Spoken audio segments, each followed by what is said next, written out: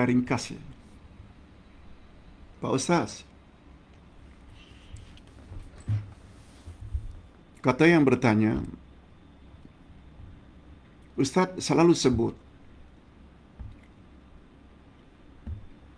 pada prinsipnya,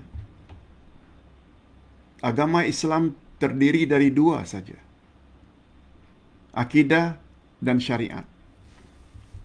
Sebagaimana yang ditunjuki oleh dua kalimat syahadat. Asyhadu an la ilaha illallah, itu menyangkut akidah, tiada Tuhan yang berhak disembah melainkan Allah, itu akidah, tauhid. Wa asyhadu anna Muhammadar Rasulullah, dia lebih kepada syariat. Nabi suruh kita salat, puasa, zakat, ikut cara beliau. Akidah dan syariat ini dalam bahasa yang mudah difahami, iman dan amal. Iman, kita hanya Allah yang wajib dan berhak disembah. Dan syariat pula, dalam beribadat mesti ikut cara Nabi Muhammad sallallahu alaihi wasallam.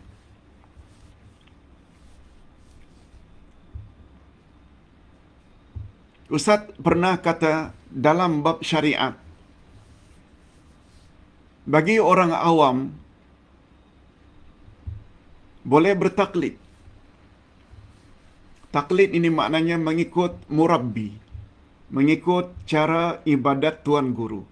Ini bagi orang awam ya, yang tidak sempat belajar, sudah terlalu tua, jauh pula dari majlis-majlis ilmu, di dusun, di kampung-kampung. Yang Ustaz maksudkan orang awam itu, jika mereka beribadat macam yang diajar oleh tuan guru, namanya taklid. Mereka tak tahu dalilnya, Quran, Sunnah. Boleh tak Pak Ustaz? Kata para ulama Ahlus Sunnah wal Jamaah, boleh. Tapi kalau mereka dapat mengetahui hujah dan dalilnya, dapat belajar, baca buku. Kalau mereka melakukan satu-satu amalan berdasarkan dalil, hujah, Quran dan Sunnah, itu adalah better. Itu adalah lebih baik. Namun, bertaklid buta dalam bab amalan masih boleh lagi diterima. Bagaimana dengan masalah akidah, Pak Ustaz?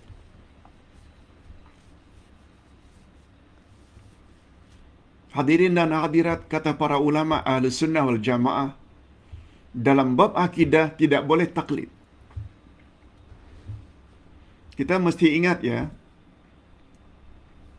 mengikut ini ada dua istilah dalam bahasa Arab. Taklid dan ittiba'. Taklid ini maknanya mengikut saja, tanpa mengetahui dalil. Taklid diambil dari kata qalladah. Qalladah ini tali yang diikat pada leher lembu, dicucuk pada hidungnya, lalu ditarik. Dia ikut saja. Itu yang mengikat leher lembu ini, lalu ditarik oleh pengembala, namanya qalladah. Dari kata qalladah muncul taklid.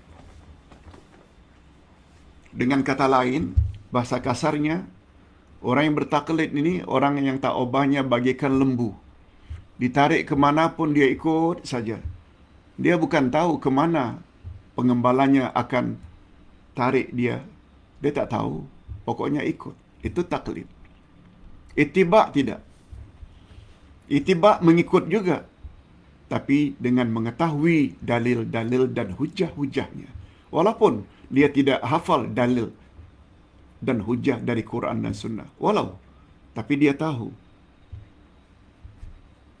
Itu ittiba'. Oleh sebab itu, ringkasnya, Dalam bab amalan-amalan kita boleh bertaklid kalau kita orang yang tidak mampu belajar. Tetapi berbeza dengan hal akidah. Berbeza dengan hal iman. Iman itu maknanya kepercayaan. Kepercayaan itu sama dengan keyakinan. Keyakinan mestilah kita tahu. Ustaz buat contoh. Kita mendakwa akidah kita Ahlus Sunnah wal Jamaah, Asy'ariyah, Maturidiyah. Okey. Bagus. Jika ditanya satu demi satu, awak fahamkah apa itu Asy'ariyah, Maturidiyah? Tak tahu.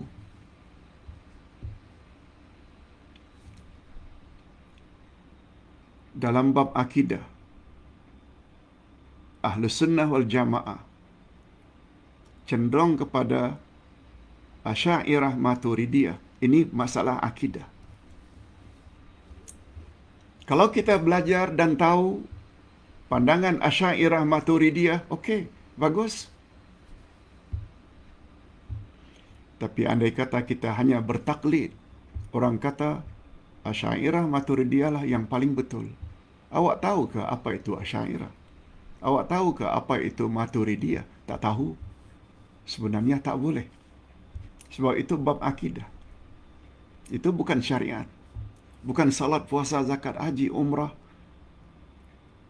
tawaf, sa'i, wukuf di Arafah. Itu syariat. Yang itu taklid boleh. Kalau kita orang yang terlalu awam. Tapi dalam masalah keyakinan, akidah, nama pun keyakinan, kita mesti yakin. Dan yakin itu mesti tahu. Wallahu a'lam. Itu pertanyaan yang pertama. Atau jawaban yang pertama. Pak Ustaz,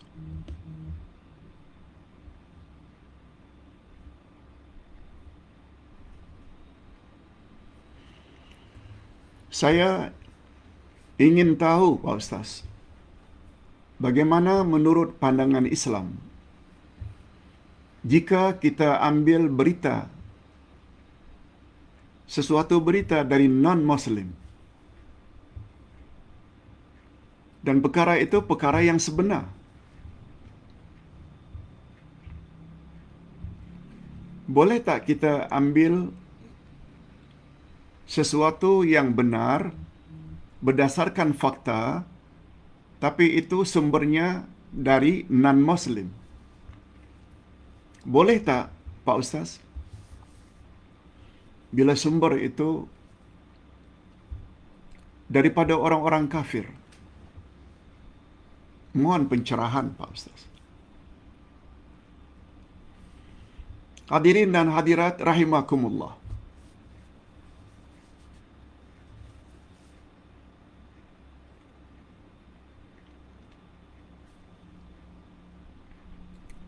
Kita sebut tadi pada awal ceramah di bawah judul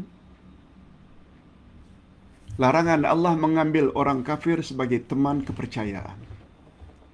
Dalam mukadimah Ustaz dah sebut, orang kafir terbagi dua. Ada orang kafir yang baik, yang jujur. Ada orang kafir yang tidak baik.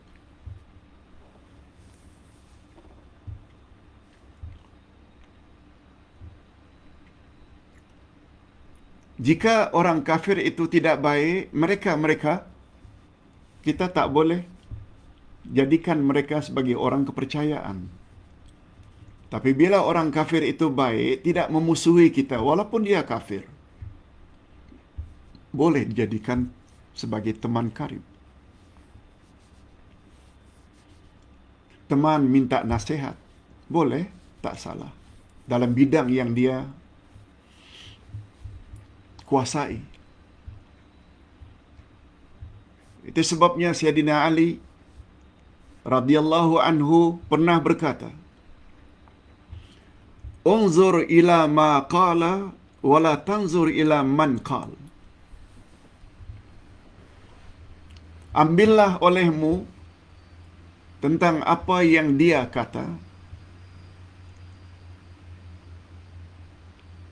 dan jangan kamu ambil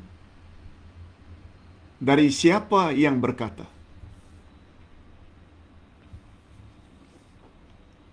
Unzur ma qala atau unzur ila ma qala.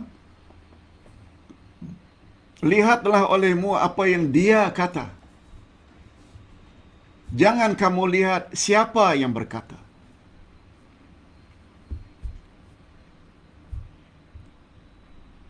Walaupun pakaian seperti ini tidak berjubah, tidak berserban, tapi bila yang orang ini kata, ini ayat Quran, ini hadis Nabi, benar belaka, ambil. Jangan tengok pada ketayapnya. Jangan tengok pada jubahnya. Jangan tengok pada serbannya. Jangan tengok pada panjang pendeknya janggutnya. Kan? Walaupun orang tersebut tidak memakai pakaian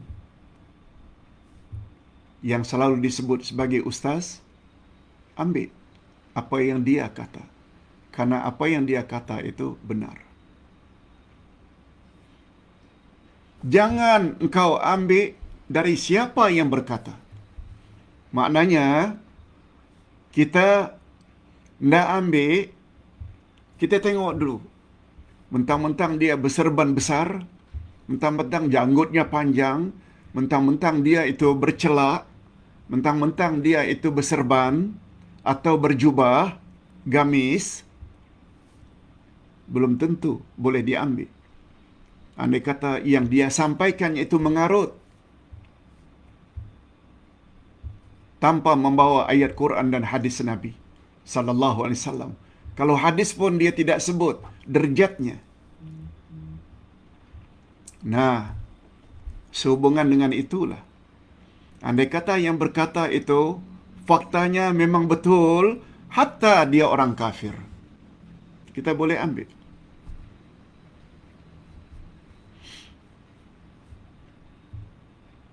Ambillah apa yang dia kata, dan jangan engkau ambil atau engkau lihat siapa yang berkata. Walaupun yang berkata itu orang kafir, tetapi bila yang dia kata itu benar, boleh kamu ikuti, boleh kamu ambil. Hatta orang itu, orang yang kelihatannya seperti orang alim, tetapi apa yang dia kata itu ada unsur syirik, ada khurafat, ada bid'ah, jangan ambil. Wallahu a'lam. Itu panduan. Apalagi Allah Subhanahu wa taala berfirman dalam ayat 8 dari surat Al-Maidah, janganlah kebencianmu terhadap sesuatu kaum membuat kamu tidak berlaku adil terhadapnya. Jangan. Mentang-mentang kita benci pada orang kafir,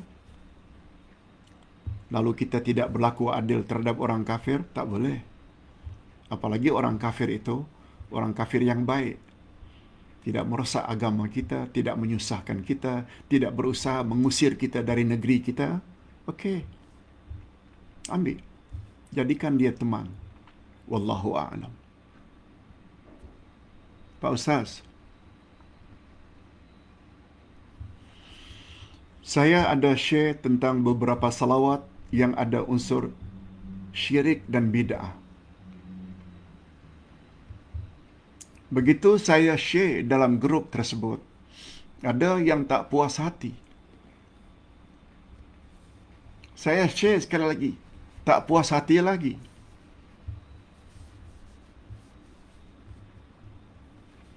Boleh tak ayahanda beri sedikit tips? Atau saya diam saja? Hadirin dan hadirat, sudah menjadi sunnatullah.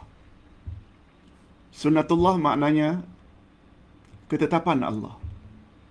Bila kebenaran itu kita sampaikan, orang suka ada, orang benci pun ada. Ingat selalu ayat 29 Al-Kahfi tadi. Wa qulil haqqu mir rabbikum faman syaa'a falyu'min wa man syaa'a falyakfur. Katakan, hai Muhammad, kebenaran itu datangnya dari Tuhanmu. Siapa yang mau beriman, silakan beriman. Siapa yang ingin menolak atau kufur, biar dia kufur. Jangankan kita orang biasa selaku umatnya, Nabi pun diperingatkan oleh Allah. Wa ma 'alaika illal balaghul mubin. Tugasmu, hai Muhammad, tidak lain menyampaikan saja. Orang terima tak terima itu urusanku, kata Allah. Jadi nasihat ayahanda kepada yang bertanya, jangan kecewa dengan komen-komen yang tidak menyenangkan. Lebih baik diam atau beri salam saja. Sebagaimana Allah telah berfirman menyebut ciri-ciri ibadur Rahman, hamba-hamba Allah yang Maha Pengasih. Dalam surat Al-Furqan ayat 63. 63. Apa di antara ciri-ciri hamba Allah yang Allah sangat sayangi? Wa idza khatabahumul jahiluna qalu salama. Di antara hamba-hamba Allah yang istimewa, apabila orang-orang jahil menampelak dia, menghina dia, menolak ajakannya, qalu salama. Dia akan berkata salam. Jangan keluarkan kata-kata tak baik, tak elok. Jangan. Salam. Salam. Wassalamualaikum. Macam itu.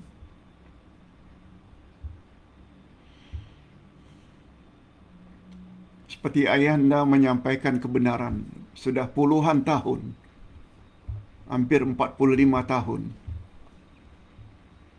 Orang suka ada, orang benci pun ada. Tapi ayahanda tak pernah balas. Biar Allah saja nanti yang akan memberi balasan di akhirat. Sebab yang penting bagi kita reda Allah, bukan reda manusia. Ini jawaban berikutnya.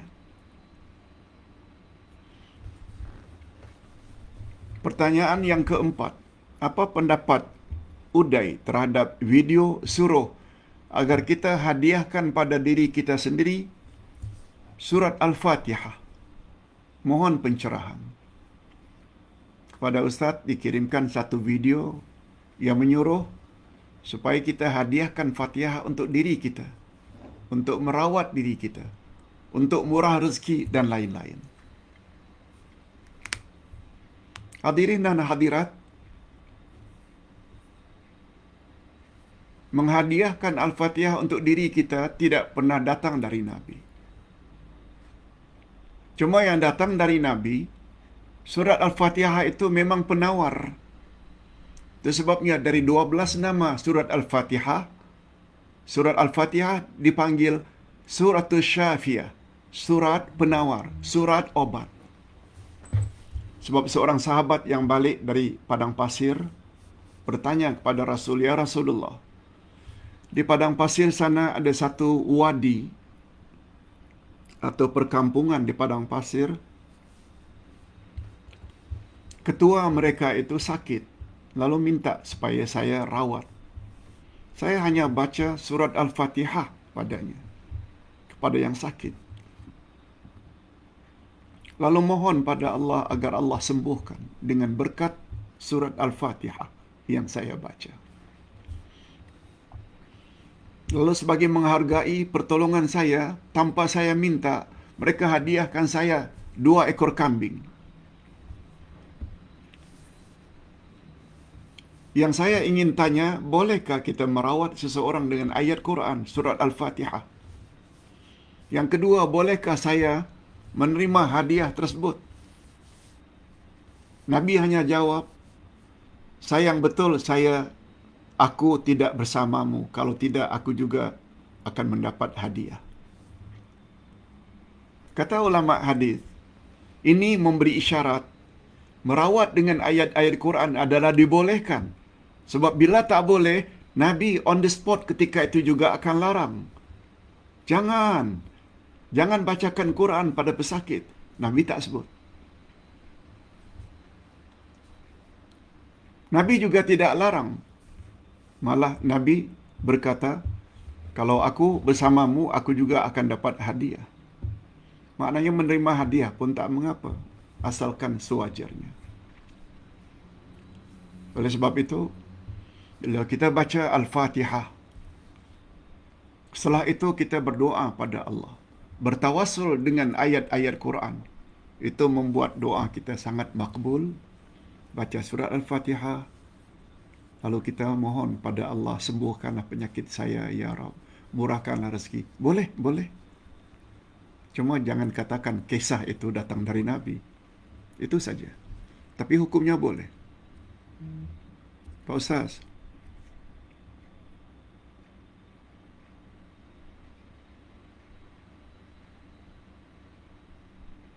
Boleh tak seseorang sesudah salat subuh berjamaah lalu ikut tazkirah pendek?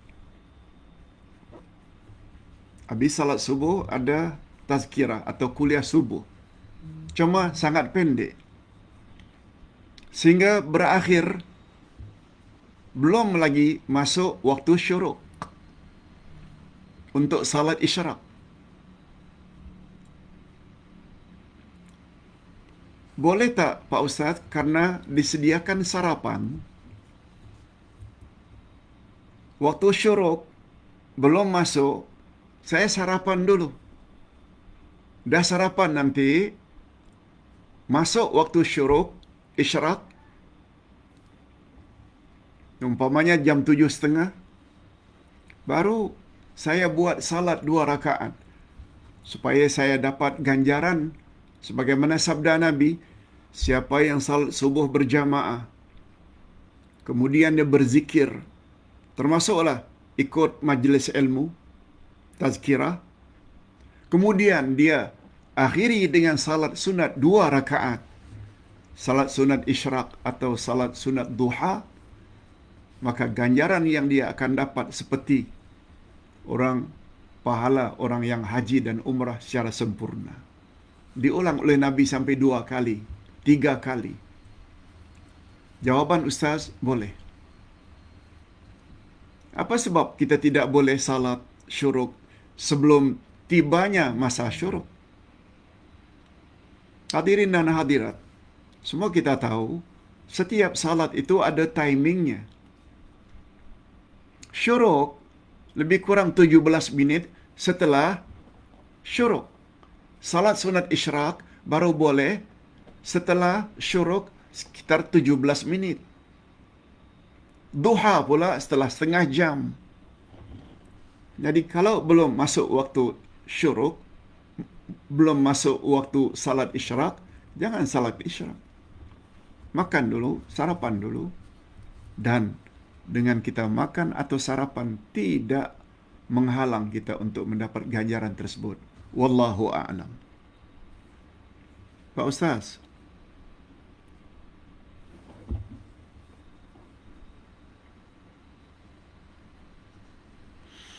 Ada ustaz yang berkata, wanita Asia Tenggara bila salat biasanya pakai telekung. Cuma kata pendapat tersebut, selain pakai telekung, pakaian dalam juga hendaklah menutup aurat.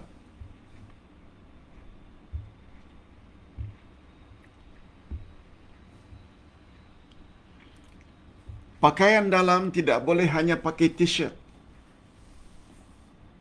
yang menampakkan lengan.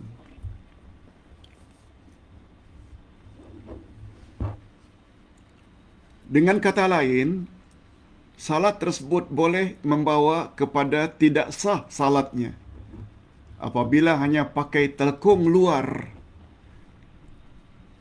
tanpa memakai pakaian yang menutup aurat bahagian dalamannya. Hadirin dan hadirat, minta maaf kalau Ustaz tidak setuju dengan pandangan itu. Sebab salah satu syarat sah salat baru sah, maknanya syarat sah salat menutup aurat. Apa makna menutup aurat? Aurat itu adalah sesuatu yang kita malu bila terdedah. Itu makna asalnya. Aurat wanita, seluruh tubuhnya kecuali muka dan tangan sampai pergelangan. Semua bahagian itu mesti tertutup. Sebenarnya pakaian salat wanita dengan pakaian di luar salat adalah sama. Tak pakai telekung pun tak boleh.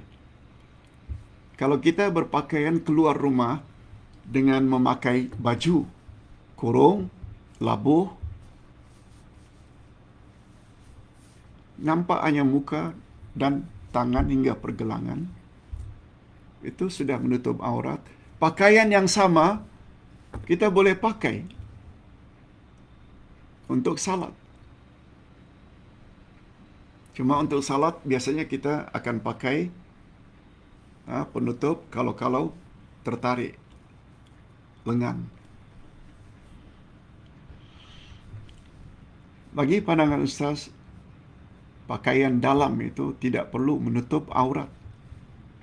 Asalkan dari luar itu kita sudah tertutup aurat kita. Sebab di dalam video tersebut sampai disebutkan bahawa dari atas tak boleh nampak aurat kita, dari samping tak boleh nampak aurat kita, dan dimaafkan bila aurat itu nampak dari bahagian bawah.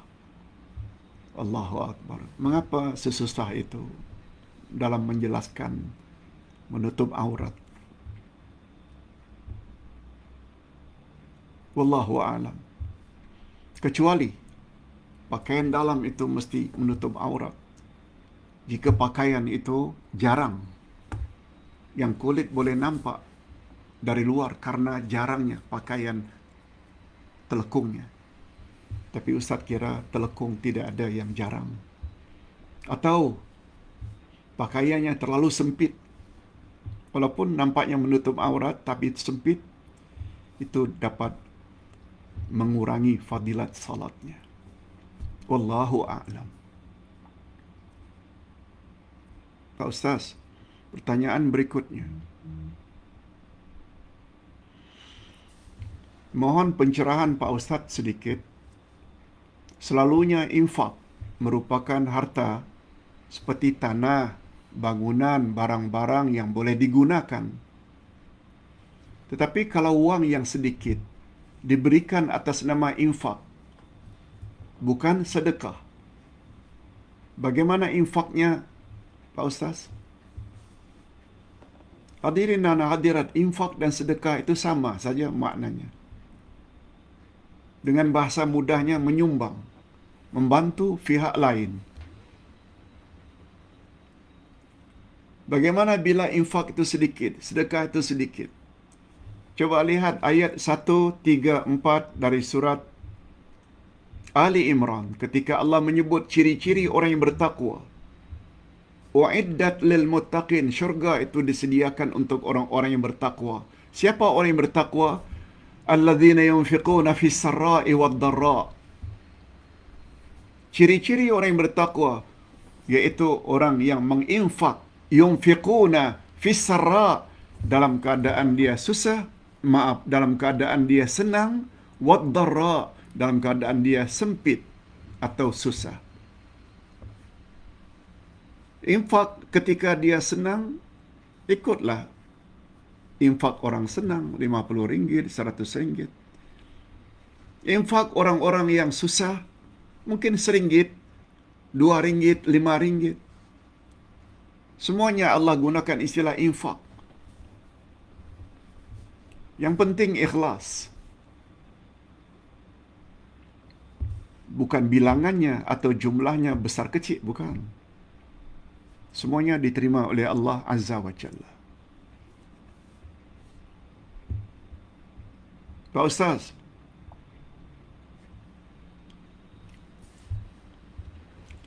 ada satu video yang dikirim pada Ustaz, di mana dalam video tersebut Ustaz ketika membahas tentang puasa, tentang salat,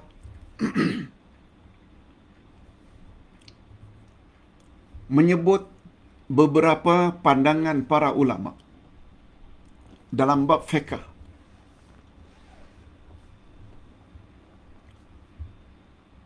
Dalam bab puasa, para ulama berbeza pendapat bila musafir.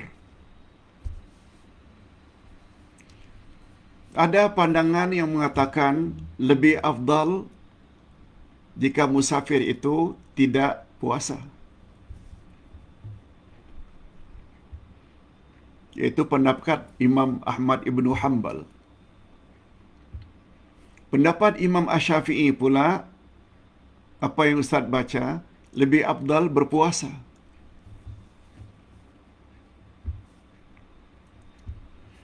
Pendapat yang ketiga, Ustaz cenderung pada pendapat yang ketiga, iaitu pendapat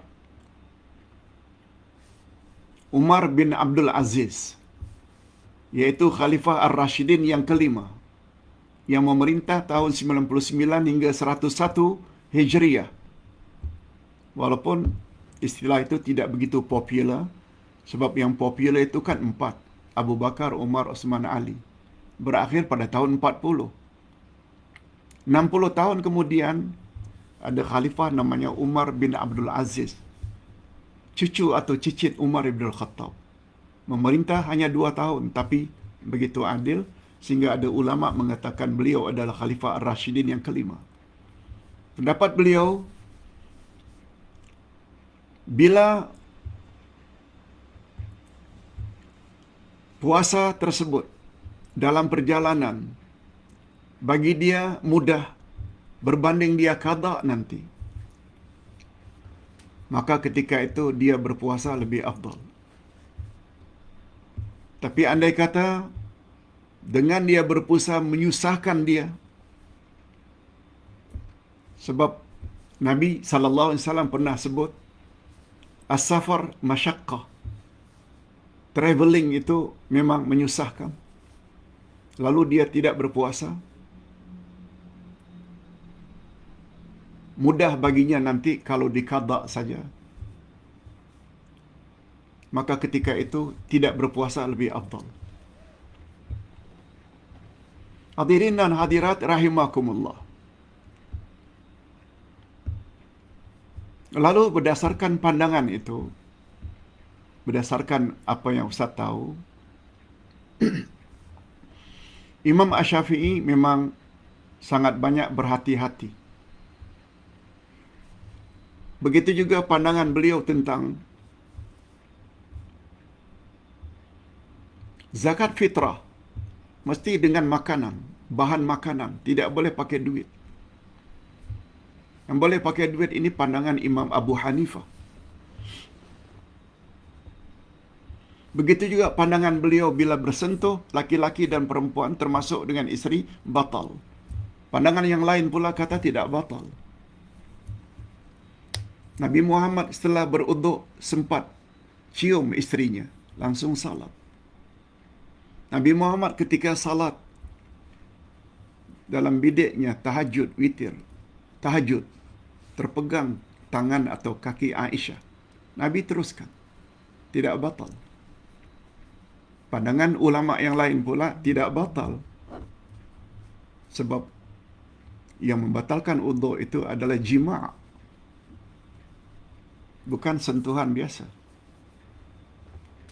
Jadi karena sangat berhati-hati, kelihatannya dalam banyak hal agak susah dalam perkara-perkara tersebut dalam pandangan Imam Asy-Syafi'i.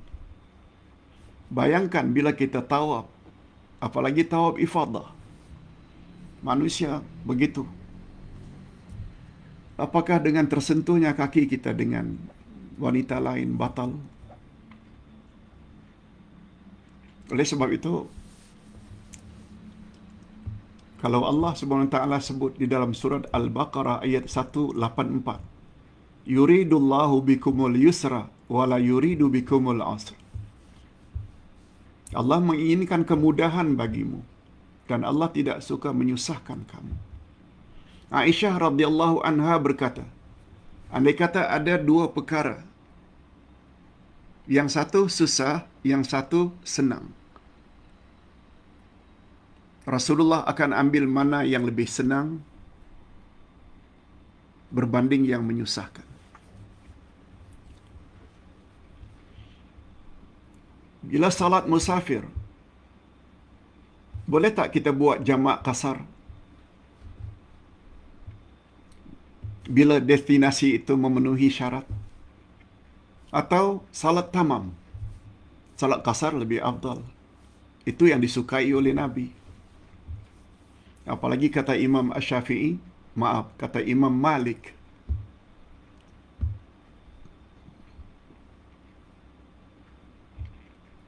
apa kata Imam Malik?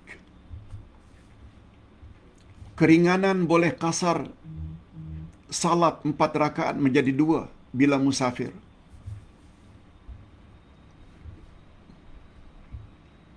Kata Nabi, sadaqatum minallah.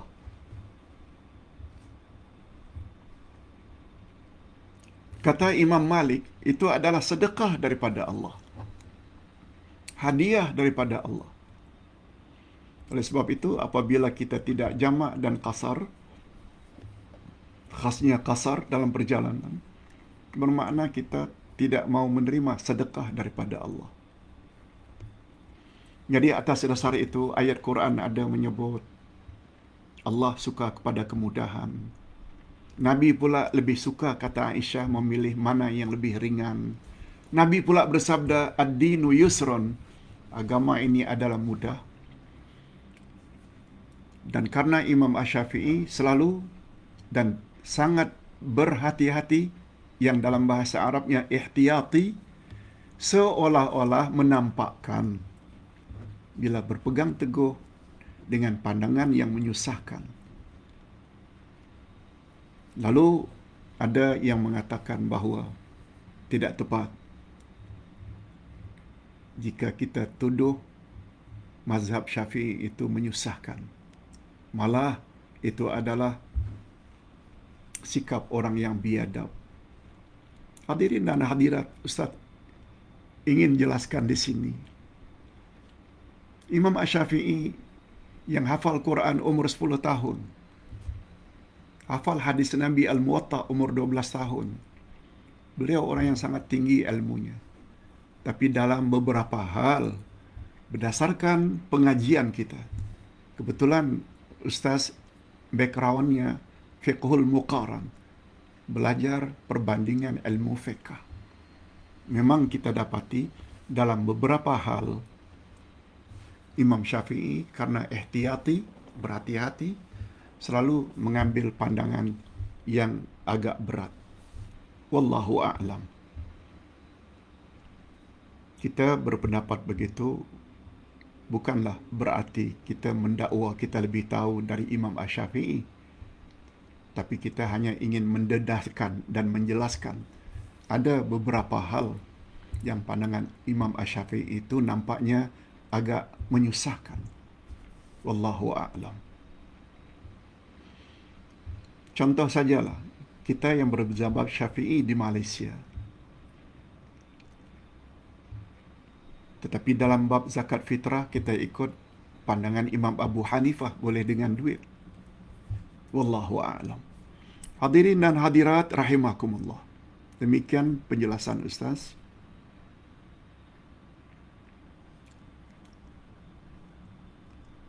Pak Ustaz, Kalau salat zuhur itu 4 rakaat, cuma tanpa disadari, baru 2 rakaat sudah memberi salam. Baru 2 rakaat. Bila tersedar, cepat-cepat kita bangun untuk kerakaat yang ketiga dan selanjutnya. Sahkah salat saya, Pak Ustaz? Jawabnya sah. Dan hal ini pernah terjadi pada diri Nabi Muhammad sallallahu alaihi wasallam. Beliau menjadi imam baru 2 rakaat, mungkin zuhur atau asar. Baru 2 rakaat beliau baca tahiyat, salam. Lalu sahabat bertanya, "Ya Rasulullah,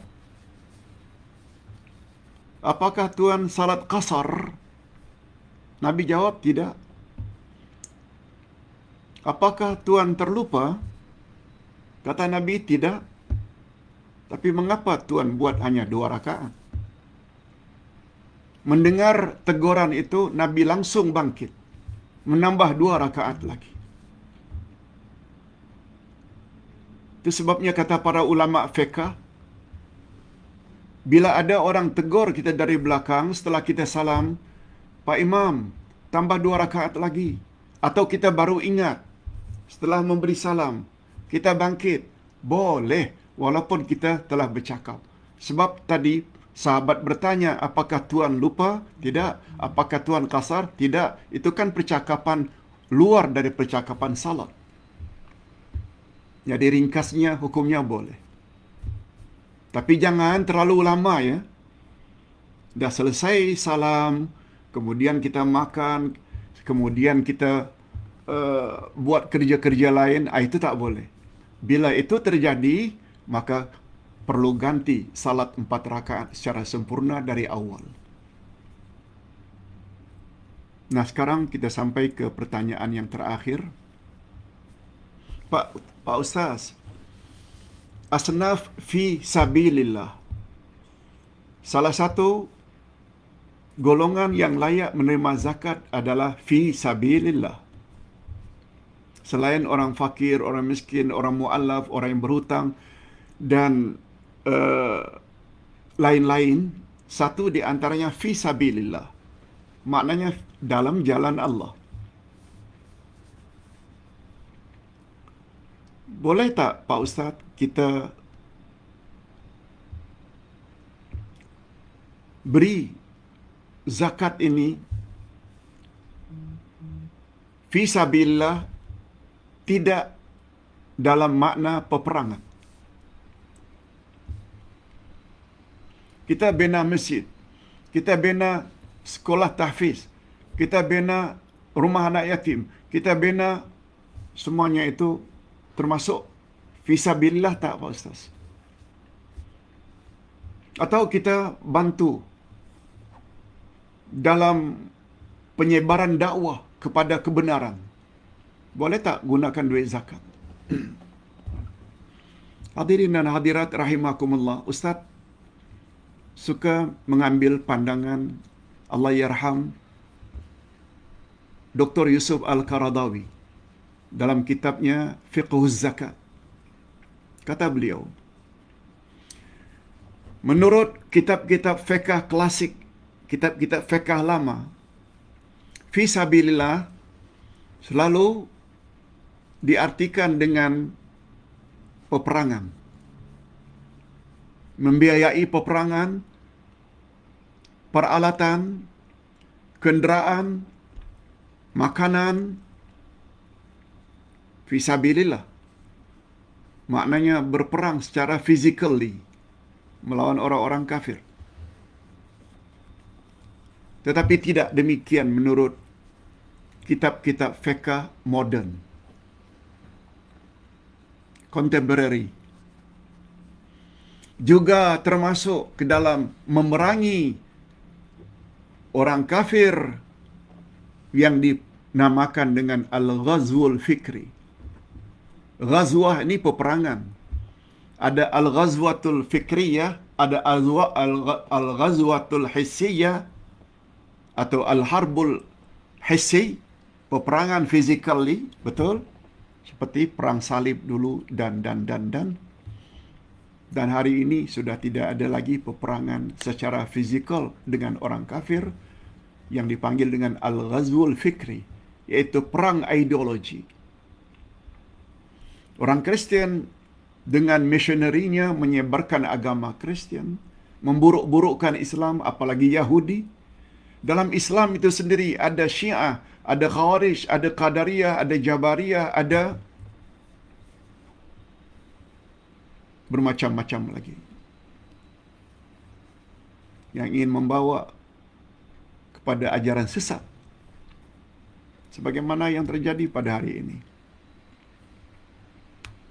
Lalu kita coba menyelamatkan orang ramai dengan menyampaikan tafsir Quran, hadis Nabi, ilmu akidah, ilmu fiqh, ilmu akhlak berdasarkan Quran dan Sunnah. Kata Allahyarham Dr. Yusuf Al-Qaradawi, boleh kita keluarkan zakat bukan hanya dalam bentuk physically, masjid, rumah tahfiz, madrasah-madrasah, sebab di sana akan mengajar ilmu-ilmu Islam yang sebenar untuk melawan orang-orang kafir yang ingin menyesatkan kita. Termasuk yang bukan dalam bentuk physically, tetapi penyampaian dakwah seperti ini. Oleh sebab itu, jika ada jamaah yang ingin support melalui zakatnya kepada kelancaran sesuatu dakwah, begitu juga penulisan kitab-kitab untuk disebarkan kepada yang memerlukan, boleh dikeluarkan daripada zakat, karena ini termasuk ke dalam peperangan ideologi, dan itu juga termasuk fi sabilillah. Demikian penjelasan Ustaz, mudah-mudahan ada manfaatnya, dan esok insya-Allah kita akan teruskan dengan tafsir Al-Furqan juz yang ke-7 dengan topik yang lain. A'udzubillahi minasyaitonirrajim. Bismillahirrahmanirrahim. Alhamdulillah rabbil alamin. Wassalatu wassalamu ala asyrafil anbiya'i wal mursalin wa ala alihi wa sahbihi ajma'in. Rabbana zidna ilman nafi'a wa rizqan thayyiba wa amalan mutaqabbala. Ya Allah, tambah-tambahkanlah untuk kami ilmu yang bermanfaat, khasnya ilmu yang berteraskan Al-Quran dan sunnah Nabi-Mu. Mudah-mudahan dengan berbuat demikian kami terhindar daripada kesesatan. Berilah kami rezeki yang halal, baik lagi diberkati, dan terimalah amal-amal saleh kami. Kami lakukan dengan penuh ikhlas, dan amal-amal saleh kami, terutama ibadat khas, kami lakukan ikut cara Nabi Muhammad sallallahu alaihi wasallam. Allahumma khtim lana bihusnil khatimah wa la takhtim alaina bisu'il khatimah. Wa sallallahu ala nabiyyina Muhammad wa ala alihi wa sahbihi ajma'in. Subhana rabbika rabbil izzati amma yasifun wa salamun alal mursalin. Alhamdulillah rabbil alamin. Subhanakallahumma wa bihamdik, asyhadu an la ilaha illa anta, astaghfiruka wa atubu ilaik. Assalamualaikum warahmatullahi wabarakatuh.